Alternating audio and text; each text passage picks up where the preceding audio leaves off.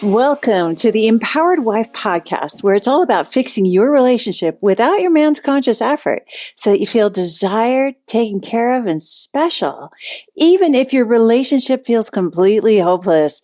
I'm Laura Doyle, and today I'm talking about the 5 signs of an incredibly happy marriage. My guest, Noelle, discovered that her husband was having an emotional affair. It was the most painful realization of her life. Even after she found the intimacy skills, things weren't healed right away. Then her husband apologized and asked her to let him prove to her that he loved her and their child. Now their relationship feels fun and light and loving and gracious. She's going to tell us how she did it so you can do it too. And then I'll be giving out the Worst Relationship Advice of the Week award, which is also the chorus of a well-known pop song. All of that is coming up, but first, let's talk about 5 signs of an incredibly happy marriage and what wives who are ridiculously happy do that other women don't. I used to think that having a happy marriage was a direct result of marrying the right person. Now I know better. Of course, it helps to marry someone who delights you. But all brides are delighted to marry their husbands on their wedding day, so it's likely that you did marry someone who delights you, and you have the right ingredients to make an incredibly happy marriage. It's really not about your husband as much as I used to think it was. Women in happy marriages have certain traits and habits in common. It's amazingly consistent, but it wasn't obvious to me at all. I thought I just married the wrong man. Was I ever confused and miserable back then? But then I started working on these habits, and even I was astonished at what happened next. I became one of those women with a happy marriage. They might seem unrealistic at the moment, but that's okay. You can give them a try and see for yourself if you want. Here are the habits that you can adopt to have an incredibly happy marriage. Number 1, brag about your husband in a good way. When you run into a woman with a happy marriage, she's usually saying something complimentary about her husband. She talks about how hard he works or what a great job he does coaching the kids' soccer team or his promotion. She talks about how funny he is or just how good she has it being married to him, or how romantic he was for their anniversary, or how he spoils her. Well, of course she does, you might be thinking. She has a good husband. But what if I told you she actually created that great husband by expecting him to be great? She knows that what she focuses on increases, so she focuses on the things she likes about him. And of course, he makes mistakes too, or he has bad breath, or he loses his temper. But that's not the headline you hear when you talk to her, because that's not the big picture that she's focused on. She sees greatness in her husband. She wouldn't have married him otherwise. So that's what she talks about. All right, habit number 2 is to receive things that you wouldn't have bought for yourself. Women with happy marriages own things they would never have bought for themselves, but that they have come to love because their husband got it for them. It could be something that just never would have occurred to her to buy for herself, like the woman who was bewildered when she received the Swiss Army knife from her husband for her birthday.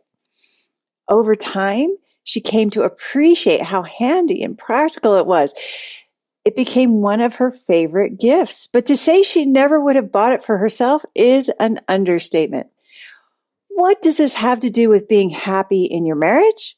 Everything. A happy wife is a receptive wife. She receives his thoughtfulness, him considering her.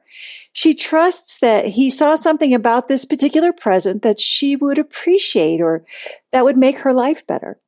She may have thought it was too expensive or impractical, but she stayed open knowing that he thought it would delight her. She thanked him genuinely and actually put the red cowboy boots on so she could discover the gratification he intended for her. She's receptive and easy to please, even if the present isn't what she had in mind.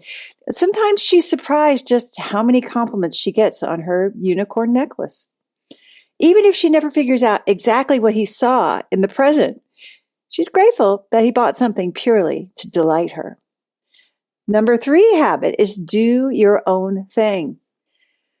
Women with happy marriages rollerblade or paint or do Zumba or craft or bake or play violin or salsa or blog about salsa. Some garden, others rock climb or watch birds. They practice calligraphy, sing, host a podcast. I'm not talking about couples activities. This is something she does independently that makes her happy. It fills her up. She comes back in a great mood. That's part of why she's so happy in her marriage, because she does things that make her happy. She has energy reserves when things go wrong or when her husband makes a mistake, as all husbands occasionally do. Habit number 4, she leaves dishes in the sink, weeds in the garden, laundry on the couch. Women with happy marriages prioritize their happiness and the intimacy in their relationships above having the house or the family look perfect. Sometimes that means she leaves the dishes in the sink while she goes rollerblading. It could mean she stops pulling the endless weeds so she can read her favorite blog with a cup of tea. It means her good mood ranks higher than keeping up appearances, even if people come over and see the dishes in the weeds, and even if that person is her mother-in-law. Women with happy marriages bear no resemblance to martyrs who put everyone else first. Quite the opposite. A woman with a happy marriage might abruptly march herself into bed in the middle of everything, knowing that she can't serve anyone until she's well rested. And if taking a nap in the middle of everything sounds like an act of courage, well, that's because it is. Women with happy marriages are just that brave. Habit number 5 is smile a lot. A woman with a happy marriage is glad to see her husband, and her face shows it. I'm not saying she beams at him every second of the day, but she is more likely to be smiling than a woman with an unhappy marriage, for sure. She laughs at his jokes, and she can't help it because she's so full of endorphins from the rollerblading and the singing. Encouraged, her husband responds even more playfully and tries to make her laugh more. My husband made me laugh recently by pretending to strain from carrying the enormous weight of the grocery bag containing only the eggs that he was about to hand me. Okay, so that's pretty silly, granted, but being silly is part of what lovers do together.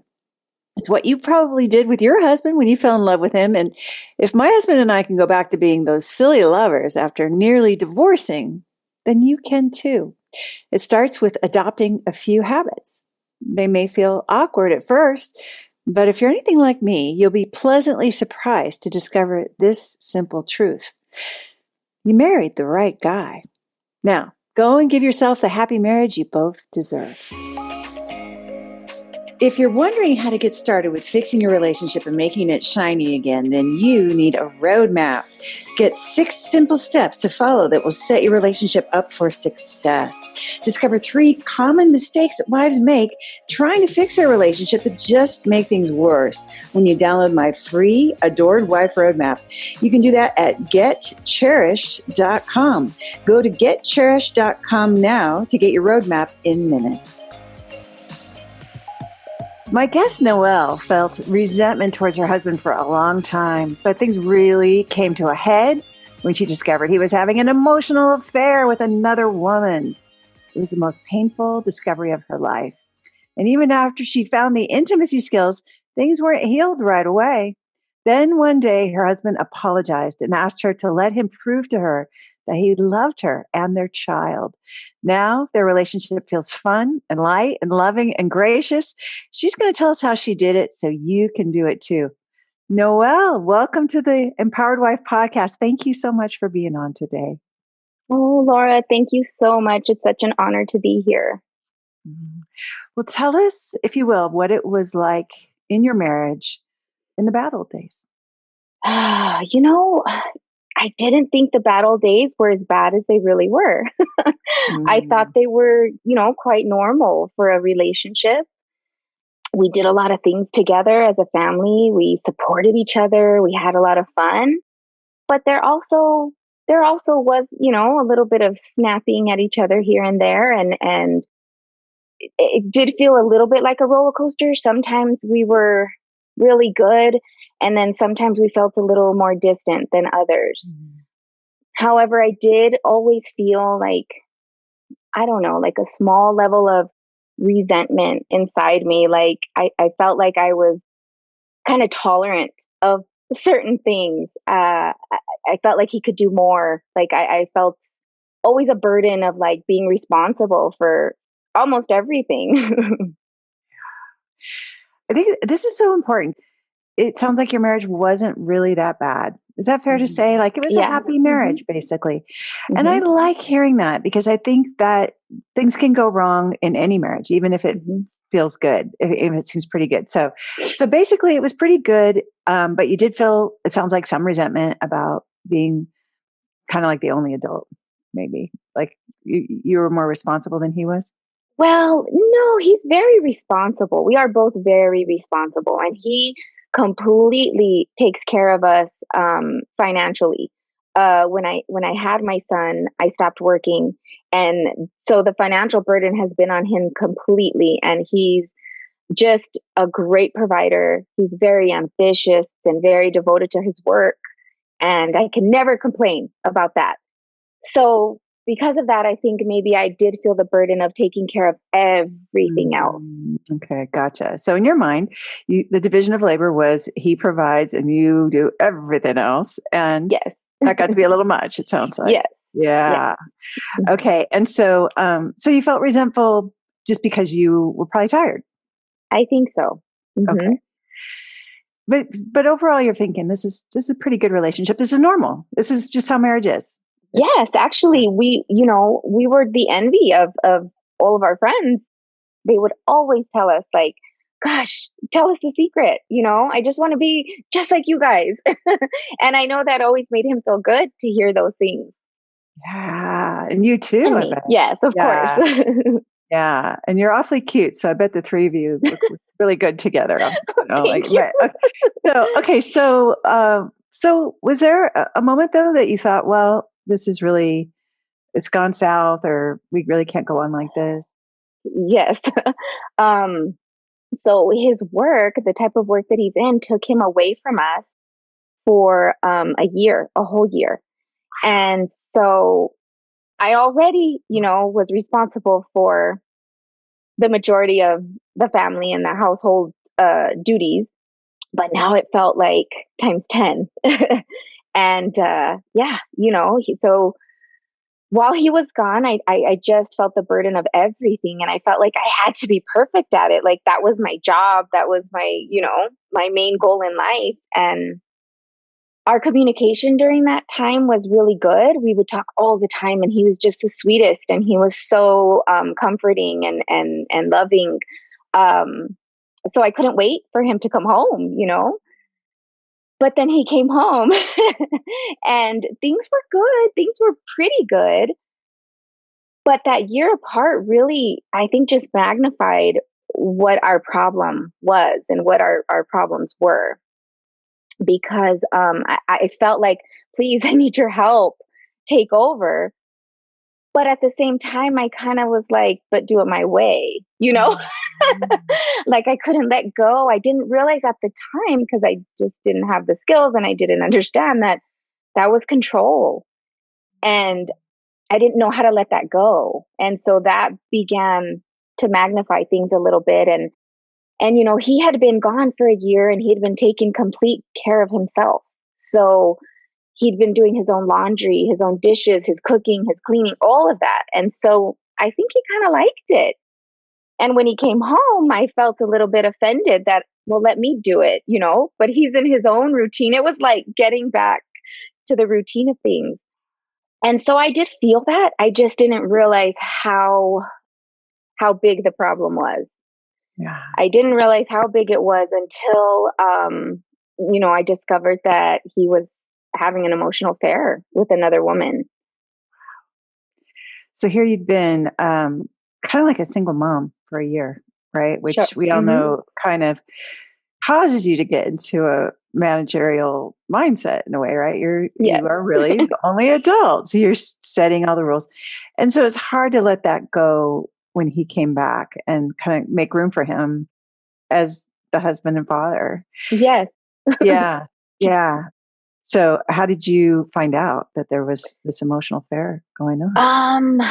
So things had kind of started getting rocky. We were becoming very distant, but it really seemed like it just was like kind of like at the snap of the fingers. Like it went from like we're working and we're clicking and things are getting so much better to we had an argument and then it's like lingering like it never has before. And when I would try to talk to him, he would be so angry and mean, and that's just not like him at all. So I knew that something was going on. This had been going on for, maybe 1 or 2 months where I was just like, this is ridiculous. Like, what is going on? And of course, I'm thinking like, how dare you? Like, look at everything that I've done and all I've put up with and this is ridiculous. And so one day I was helping my son with his homework. That's what it was. And my son has a school issued MacBook. And I pulled up the MacBook to get onto his school site. And lo and behold, my husband's email was right there, completely open. All of it. Like it just popped open. I don't, it was just divine intervention. And so, of course, I'm feeling like there's something wrong.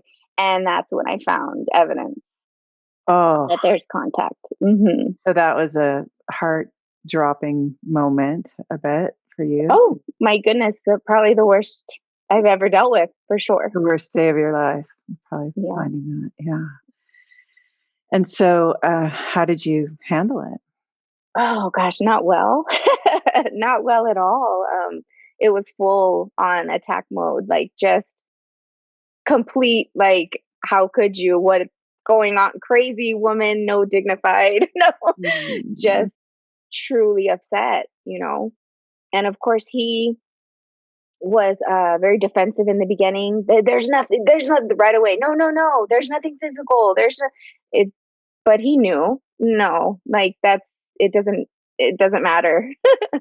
Yeah. This is definitely an affair. So, did he promise to stop, or did you make Not an right ultimatum, away. or? Not right away. Right away, it was we were arguing and fighting, and that's when he would say even meaner things to me. And then, it probably was the next day or so where he's like, please, like, let's just fix this. And I think I just wanted things to go back to normal so badly that I just was like, okay, we'll work on it type thing. But I don't know. I always knew, like, I felt like something's not right. Like, we're just still not right. But I felt so lost, like I didn't know how to fix it. So what did you do? So during that time, well, right before that, because like I said, we were already kind of rocky and I was feeling like, what is going on with him? I had found the empowered wife and I had found the surrendered wife. And oh my goodness. Oh my gosh. Like reading that, even thinking about it now, um, it was just so eye opening for me. And to realize that, okay, wait a minute, this whole time you thought you've been in the right and you're not as clean as you thought you were. And I had some big responsibilities in this whole breakdown. And so that was really hard to swallow, but it was also very eye opening. And that was it. I wanted to change it. And so I started implementing the skills just from what I've learned in the book. Oh, it is a hard moment. I remember that moment too. Realize that, thinking, Tim, it's him, it's him. It's like, oh my God, it could be me. Yes. Awful. Yeah. So, but like you say, eye opening, like it kind of gave you something to do differently. Oh gosh, absolutely. Oh, absolutely. Like I feel like I read those books like 5 times the first week I got them because I just kept learning more and more and realizing more and more. And then I applied it to situations in our life where I just realized like I didn't handle that well. I was disrespectful. I didn't listen. And so once you realize that, it's just hard. I don't want to be that person. I don't. So, what did you start doing differently than what you had been doing? Right away, I relinquished control. That was the very first thing. I relinquished complete control. I remember telling myself, we're two people. We're not one. We're two people, and don't control, don't criticize, don't correct him. He doesn't want it, he doesn't need it, and I wouldn't do that to a friend. So why would I think that my husband needs that from me? And so I remember telling myself that daily to remind myself. And so that was the very first thing I did. Complete control, just relinquished it all. And I even let go of, like, doing his laundry, um, anything, asking him what time he was going to come home from work, nothing. Like, I just completely relinquished control. And the second thing I did is I started restoring respect. I started, I think control and respect kind of go hand in hand, but I started cleaning up my side of the street. So now that I saw it, and now that I can think of all these times where I was disrespectful, and it didn't matter that I was in a hurry. It didn't matter that I was low on self care. It didn't matter the reason. I was disrespectful, and I needed to apologize for those things. So So that's what accountable. I did. Beautiful. How did he respond when to the new Noelle who was relinquishing control and apologizing? Well, right away the atmosphere got lighter. It definitely got lighter, but I don't know if he quite noticed why right away. I think he was just knowing that we're trying to fix things. And then when I started apologizing, I think he was shocked. Like, his reactions were, what? Like, his eyes would be so big, his mouth would be slightly open, like, what is happening right now? And so he would just kind of freeze up and just say, thank you, and then usually he'd come back to me a couple hours later and say, okay, I didn't handle that well. I didn't expect that. I don't know what's happening right now, but I really appreciate it. And, and sometimes when I would, apologize about things, he would cry with me. Like, he would start tearing up, like, oh my goodness, just complete shock. And there were also times though as well where the big things that we had kind of struggled with over the years. Um, he had kind of took my apology in as like, I told you, like, I told you this whole time, I'm right, and oh, those were so Ooh, hard, so and so I did have to explain to him, like, look, I want you to know that I see my side in things, and I'm apologizing for my side in things. Um, but let's remember there's always two sides to things. We both could have done things better. And in the beginning, that was hard for him to see. But once I've gently kind of put him in my shoes, and explain the scenario the way that I saw it, and the way, he's very open minded when it comes to that. And it really worked. He really was like, nope, you're absolutely right. You are right. I could have handled it different. I could have done this. I could have done that. I could have come to you instead of yelled. I could have discussed, and so of course I just respond with thank you. Like, that means so much to me. But I really believe I've tried that before with him. And I really believe that he would have not been in a place to do that if I didn't already start apologizing for things. so you kind of changed the culture at your home. It was a little shocking, obviously, by his reaction, which I love. It's kind of gratifying, isn't it, when they're like if he Yeah. falls out of his chair, you're right, because with surprise, you're like, ha ha. I don't know. I Yeah. was right. And then, but it sounds like you also got some accountability back by being willing to go first, Yes, I which I did. love. What's Yes. an example of a situation where you had been kind of like you apologized for your part, and then you were kind of wanting an apology for his part too? Okay, so the main one that I can think of, something that we've kind of argued about throughout the years, was Christmas time. I grew up with just these huge Christmases. Just, oh, I remember them. My brother and I are the same way. that saying, what do you think? It's Christmas? Yes, yes, that was us. Like our Christmases were huge, and I loved them, and I just wanted to create that for my son. And so I would start purchasing his gifts, in October. And he would just be completely like spoiled and overwhelmed on Christmas Day. And it really bothered my husband. He didn't have Christmases like that, and he thought birthdays were supposed to be bigger, but this was something I wouldn't budge on. And I just told him, like, I can't, like, this is so important to me. I can't. It's not hurting us financially. He's a great kid. Like, please let me do this.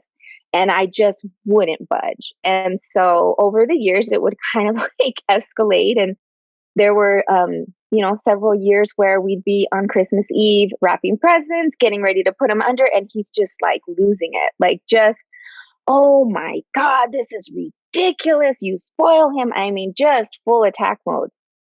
So of course I'm going to defend myself. I'm not a doormat. So I defend myself, and then, the next day we'd have a great family day and we'd forget it. And so I never realized that it was that big of a deal. I really didn't, but it was something that he would continuously, bring up. And when we had our breakdown, when things were really, really bad, it was right around Christmas time.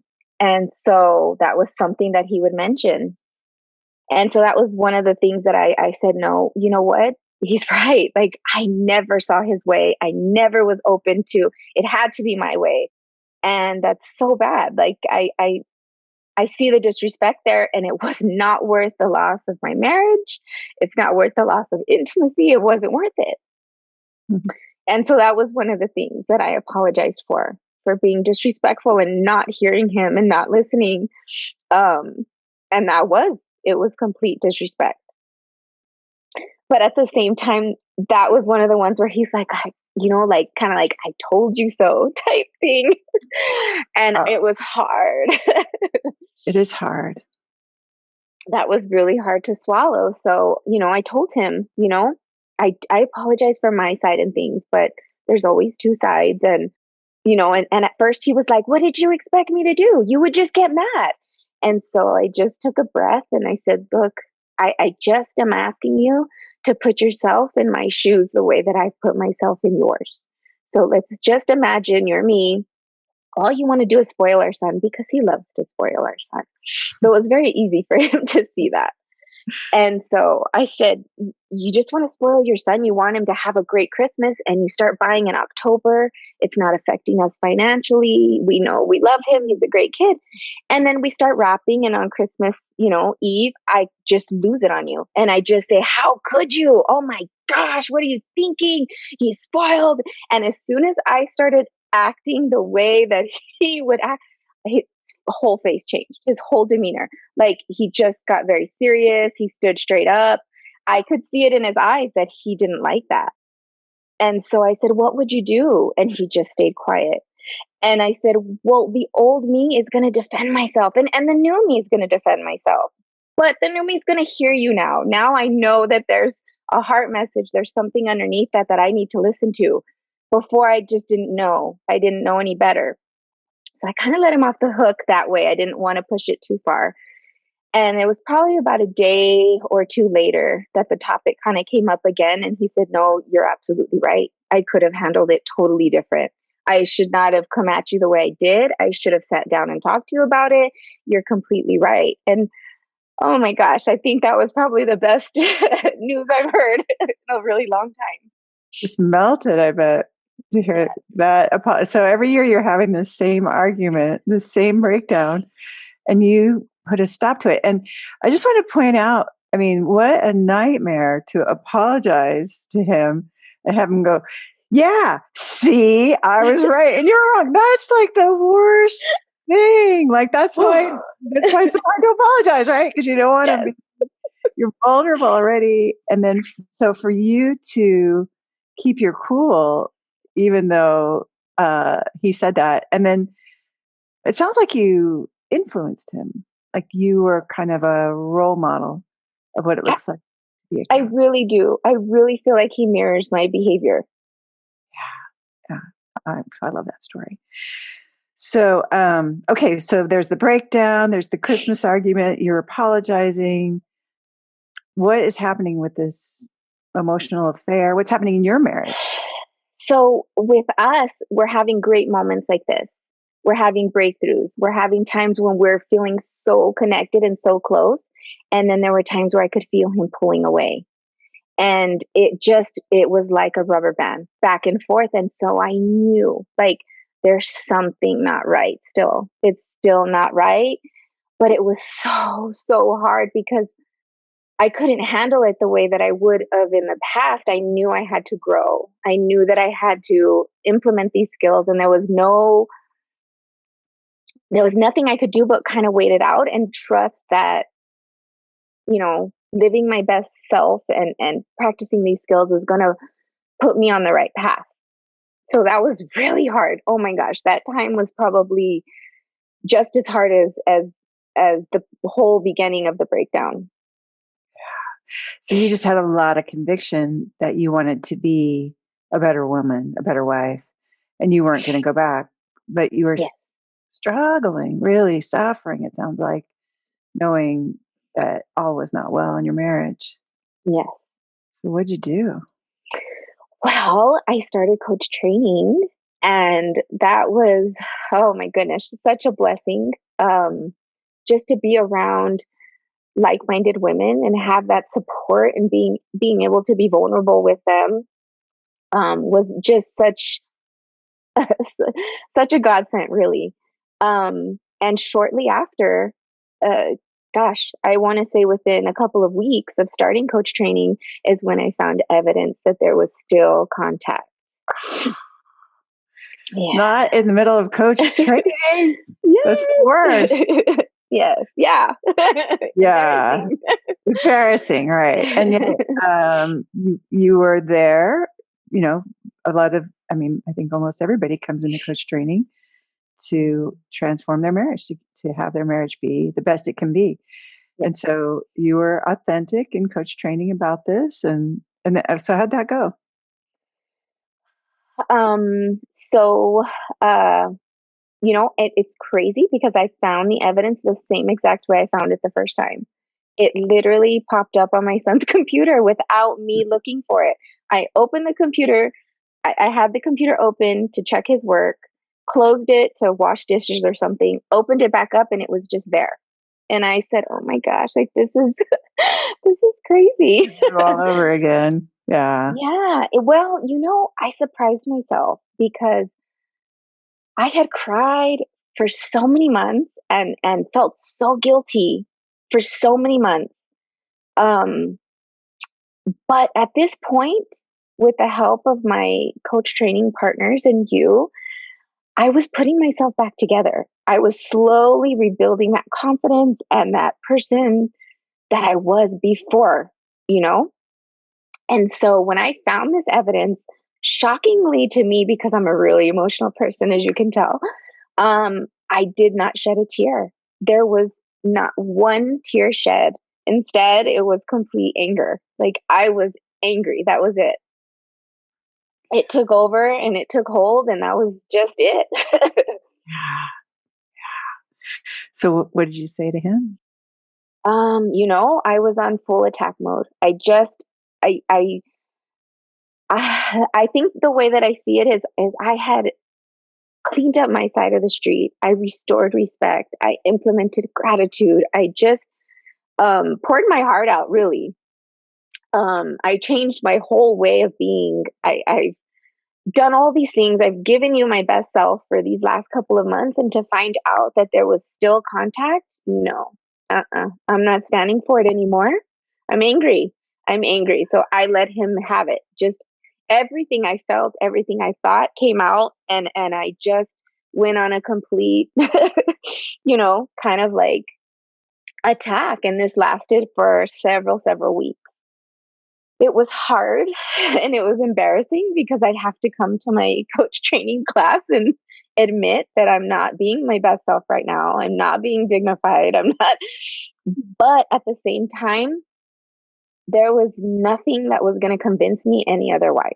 I knew in my heart, in my bones, that I'm going to stand up for myself and this is how I'm going to do it. And I knew that he needed that too. He needed that wake up call as well, because he's not going to respect a woman that doesn't stand up for herself. That's not who I am. That's not who I was when he married me. And this is how it has to be. Uh, yeah. So, as the expert on your own life and a mere mortal woman, this was the right path for you. This was Yeah. okay. And Mhm. so, and how did he respond? It's kind of crazy because his work immediately took him away again. Within like 1 or 2 days of finding this out, his work took him away out of state for a month. So we were apart. But it was a blessing in disguise for me, because at that point, I had no choice but to focus just on me. And I had been trying this whole time to implement this self-care and to focus on who I am. And I just realized, like, I lost myself. I lost myself in being a wife, in being a mom, and making those my top priorities, and nothing else mattered. Sure, I got my hair done, and sure, I got my nails done, and I played my favorite sport every once in a while. But my passions, my ambition for myself had been pushed down, and I had a hard time like finding that again. And so during that time, my work started back up, and I'm very passionate about my work. I love it. And so that helped, because I was just completely focused on that. And then I was completely focused on coach training and becoming my best self. And so that helped my, coaching with my partners, and just finding the shows that I liked, the self-care that I really, really loved. And I would plan out my days. And I would be so excited. Oh, I can't wait. I'm going to bake this new, cake that I saw later today after work. And so my days were consumed with just me. Now, have you, during this time when this needless emotional turmoil would pop up, I would text and I would rage text and I'd be so angry at him. But his reactions were not of defense. It was always, I'm sorry. I would say the meanest, terrible things, and he would just, I'm sorry. I'm so sorry. I know what I've done. And they were very short, very short, but I know what I've done. I'm so sorry. How could you ever see me the same? That's what he would tell me. And so, Wow. of course, at the time, I would be like, that's not enough. And then I'd go on, and, nothing was going to like subside that rage, but eventually it did. So after a couple of weeks of that, I realized that, okay, I've gotten everything out. Everything that I need to say, I've said to him. And now this doesn't serve me anymore. Now I need to restore my dignity for myself. And so I I had put my last pieces of me back together. I was confident again. I was happy. I realized I had been putting my happiness completely on him. How unfair is that? It's like he could never do enough for me, and now I realize, yeah, that is what it feels like. He used to tell me, like, I always feel like I have to kiss your ass. Oh, And I never understood that, and now I do. I do understand that. Like, why? I don't know how that happened, but it did. And now I'm back. So I said, no, I know who I am. I'm passionate. I'm happy. There was no more pretending to be this happy goddess of fun and light. I really was her.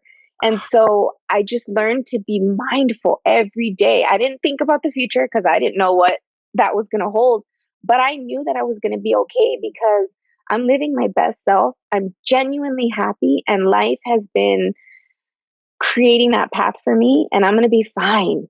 And so, with the help of my coach training partners, I created some self fulfilling prophecies for myself. And so, my three go to were always, I'm lovable, I'm amazing, I'm a magnet. And I would just take some deep breaths and be like, no, I am. I really am all those things. And if he is going to miss out on this, I have, there's nothing I can do about it. And I will be conscience free. And so that was how the days went. And so eventually, after a couple of weeks of the text raging, I challenged myself to let it go. But I also said, I'm not reaching out. I'm not reaching out to him. I've done my part tenfold in this relationship. And if he wants it fixed, it's going to have to come from him. And so little by little, he would just, I'd text rage. And then the next morning, I'd get a text message, I hope you have a good day. And so it was very surface, but just little reaching out here and there. Then I would respond with, I did have a great day. This happened and this happened and this happened.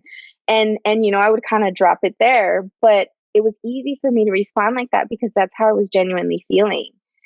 And so little by little, our conversation just got a little better. And so when he finally did come home, he surprised us. And I was shocked. He just was there when we came home one day. And he just came up to me and he hugged me so tight and he kissed me all over. And he said, I love you. I love you. I love you. I love Drew. Please forgive me. I love you. Please let me prove it. I love you. And so I just kind of stood there frozen. I wasn't prepared for this and I didn't know what to do. And he said, you don't have to tell me you love me back. You don't have to tell me. Just let me prove it. Let me prove it. I love our family. I love our son. I love you. And I'm sorry. And, one of the other things he did say is, I love all these changes that you've made. And so, yeah, I knew that it was, That must have felt great. Oh, it felt so great. I don't think he let me go for an hour. I was like, I have to go to the restroom. Like, excuse me. Yeah. I need a break from all this. Yeah. How much you love me. You want to prove it to me. Yeah. Oh my gosh. The miracle moment, sounds like. Yeah, it really was. And you couldn't have really seen that coming exactly like that, I suppose. You kept your focus on your own side of the street, and that was the result. Mm-hmm. Wow. So what's your relationship like now? Oh my gosh. Now, I have to say, I think it's better than it's ever been. It reminds me of when we were dating. It's just so fun and light and silly and loving and affectionate and passionate. And I truly feel also what a real partnership is now. He takes over so much and he wants to help and he wants to be involved. And I just, before I always felt like I had the burden of that, but I also felt like I can do it the right way. You know what I mean? Like, and he does such a great job. And I just pour on that gratitude. And I realized like, I didn't let him. I always wanted that help, but I didn't truly let him because I felt like it was my job. Mom and wife guilt was kind of holding you back from receiving that from him. That's perfect. That's exactly, yes. And now it sounds like it feels really good to get. Yeah, it feels great. I mean, I can't say that net doesn't creep up every now and then. It's just natural. But it's like less and less and less and farther and few in between as time goes on. And it's crazy because I always feel like they can sense your vibe, even if you try to hide it, whatever it is. And so whenever I do feel that net, I try my best to like not show it, not say anything, get myself into self-care. But I always feel like he just steps up even more during that time. He reaches out for me even more. He'll hug me. He'll talk about our future. He'll whatever it is. And I'm really grateful. Awesome. And how about the rage? How's that going? It's good.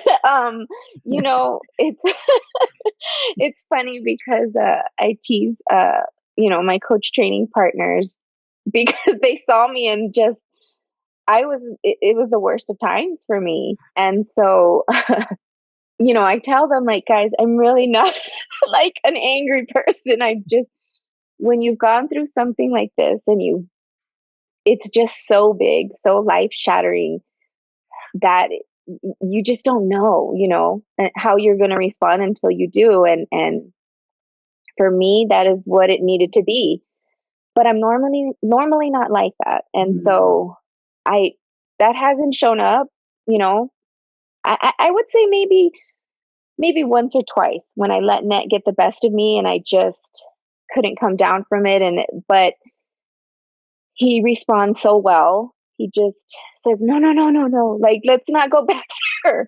Things are so good. Like, please, I just want to erase this. I just want to erase, you know? And so it doesn't last long. It's quick. And yeah, I'd have to say maybe, gosh, one or two times it's shown up again. Yeah.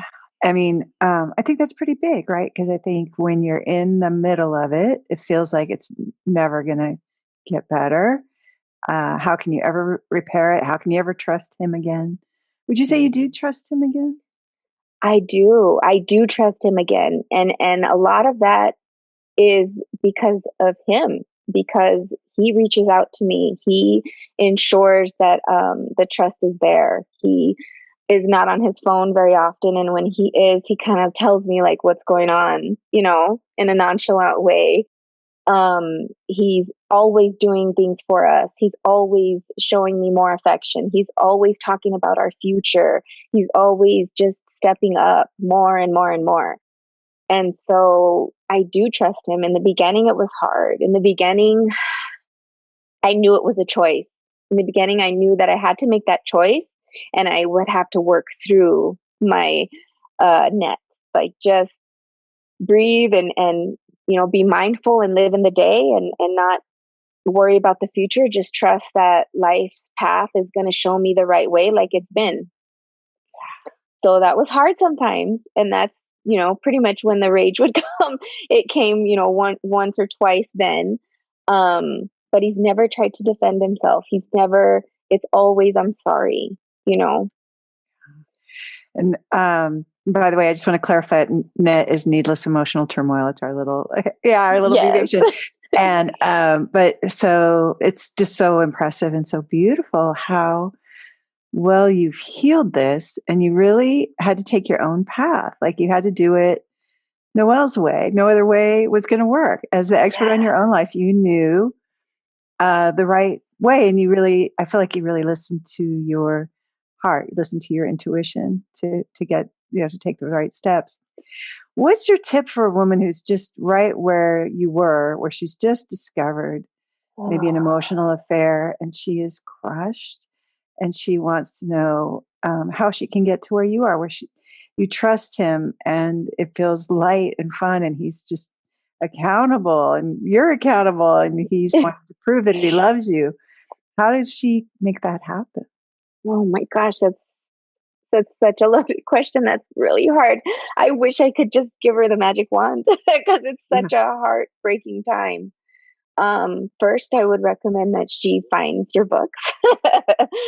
Definitely. But more so, I think I would just tell her to take care of herself. Just start taking care of herself. I know it's hard. That's the hardest thing because you just want to fix your relationship. But the only way you can fix it is if you fix yourself. You can't fix anybody else. And so just start with that self-care. Start finding things that make you happy. Start living again for you. You were somebody before you got married. Go back to that person. Who were you? Because that's who they're attracted to. Love that. And what would you tell yourself now that you know that you didn't know back in the day? Oh my gosh.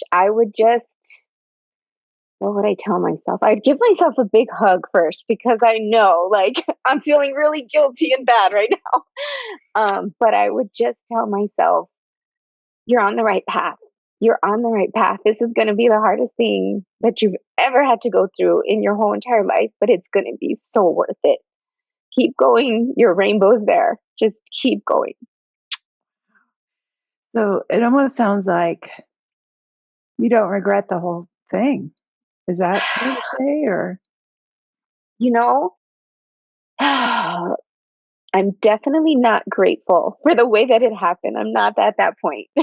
Yeah. I don't think anything will justify that hurt of betrayal. I'm not grateful for that part, But I am grateful for this whole journey. I'm grateful for the ride. Something had to happen for me to see it. Something big had to shake things up. And I'm so grateful that it did. I am grateful that it did because I'm happier. The whole house is happier. Just the other day I text him. I was feeling really full of gratitude, and I just text him and I said, for thank you so much for just being so loving and caring and for taking care of Drew and I emotionally and physically. And I was teasing him and I said, thank you for being so dang hot. All these things. And his response was so sweet. His response was like, I love you and I love Drew. I love our family. And he says, and just thank you. Thank you for being so understanding. And thank you for making the house a really great place to be. And so that was really big for me because I wanted that. Like I'm such a fun person. And so I want our house to be fun and happy and light. That's the real Noelle. Yes. Lots of fun and light. Sounds like, yeah. Yes. Well, I love that. I think what you've done is so amazing because there's so many marriages could have ended, right? You could be every other weekend with your son, and instead, what I hear is there's this light, happy, grateful environment at your house. How has this affected your son? Would you say? He's light and happy and carefree. I think he could sense something was going on, and he was just so sweet. He was so sweet because he would comfort me. He would tell me, "It's okay, Mom. We'll be okay." And that would break my heart. Like, no, you're not. You're only 12. But now I do sense he has more of a it's a free kid spirit. He doesn't worry like he used to. Anytime like we would raise our voice in the house, he'd kind of come out thinking there's an argument. How can I get in the middle of this to stop it? And he doesn't do that anymore. He knows usually if someone's raising their voice, it's because we're laughing or something else is going on. Playing, teasing each other. Yes. So he has that home court advantage, right? Mom and dad love each other and it feels safe. Yeah.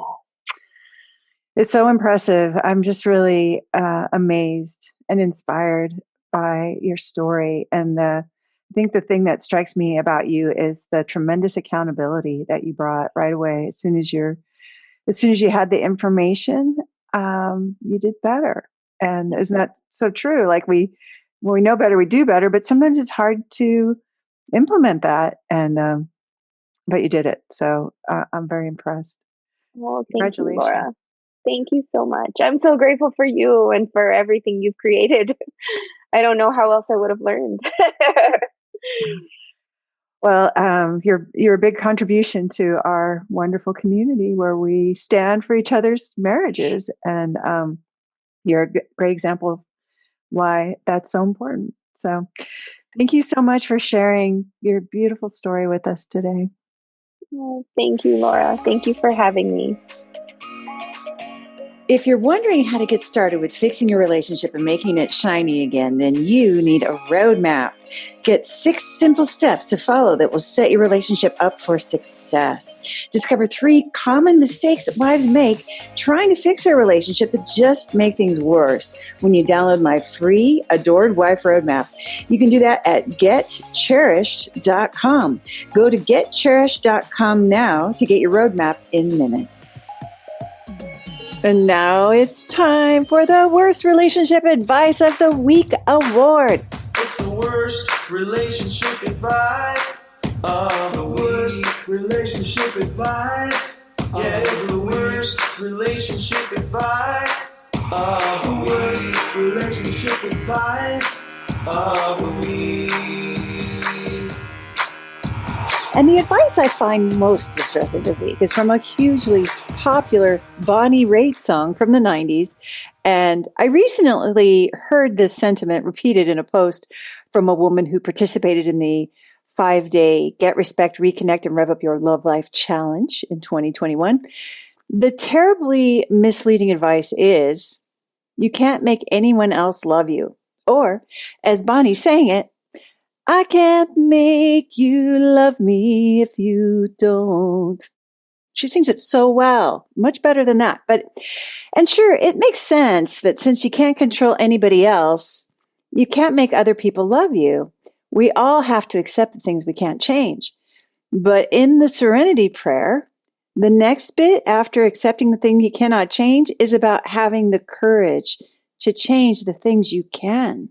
So it's not just having acceptance about things you can't change, but also the courage to change the things that you can change. Now, those are some wise words, because the illusion is that we are loved or not loved according to chance, that other people love us unpredictably or capriciously, and that it's out of our control, that they might change their minds and that their love can be lost forever, even though they promised they would always love us. What we do on our campus is focus on helping women fix their marriages and their engagements and their girlfriend-boyfriend relationships. And in all of those situations, your other half has already chosen you as their partner. They have already declared that they love you. And if you're married, your person has also declared this commitment to you in front of God and everybody. So in the beginning of the relationship, there was love. But what if he doesn't love you now? What if he says he never loved you? Can you really make him love you? What's true is that when someone who once loved you tells you they don't love you, it's incredibly hurtful. It's terrifying.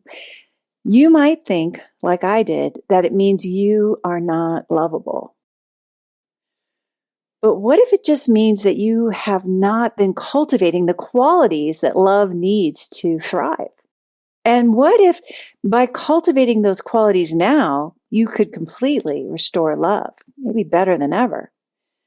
It sounds a lot like making someone love you, doesn't it?